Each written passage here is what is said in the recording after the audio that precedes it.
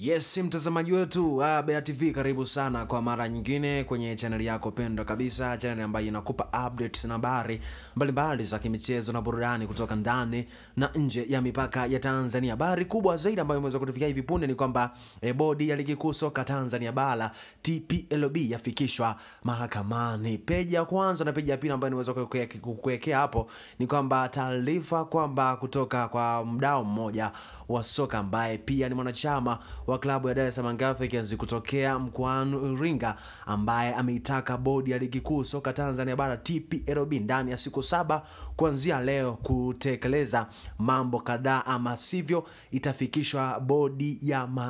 bodi hiyo mahakamani. Mada hiyo inayotokana na uamuzi usio halali wa bodi ya ligi kuu soka Tanzania bara kuahirisha mechi ya namba 184 ya NBC Premier League tarehe 8 Machi 2025, ikiwa ni pamoja na kurejesha gharama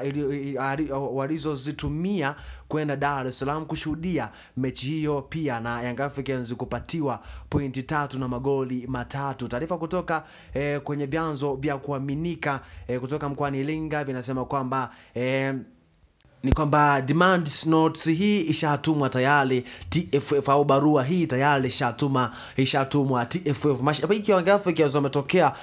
kuamka kweli kwamba wanataka gharama zao zirudishwe, lakini pia Young Africans iweze kupewa pointi 3 na magoli 3 baada ya kuahirishwa kwa mchezo wa ligi kuu soka Tanzania bara. Wengine mashabiki wanasema kwamba pengine Simba Sport Club walikimbia mchezo huo wa dabi ya Kariakoo, maana wao kama mashabiki waliingia gharama kubwa sana kusafiri kutoka mikoa mbalimbali kutoka ndani na nje ya mipaka ya Tanzania kuja kushuhudia mchezo wa dabi ya Kariakoo na kuahirishwa. Na pengine wameweza na wadau mbalimbali wa michezo wameweza kuzungumza kwamba wanaiomba serikali iweze kuingilia kati jambo hili ili lisije likafika mbali na shirikisho la mpira wa miguu duniani FIFA lisije likaingilia kati na mpira wetu kuweza kufungiwa. Hii ni Bea TV, endelea kufuatilia Bea TV bila kubonyeza neno subscribe, bila kusahau kubonyeza neno subscribe, lakini pia kubonyeza na makengele ili uweze kujiunga nasi kila tupanishapo.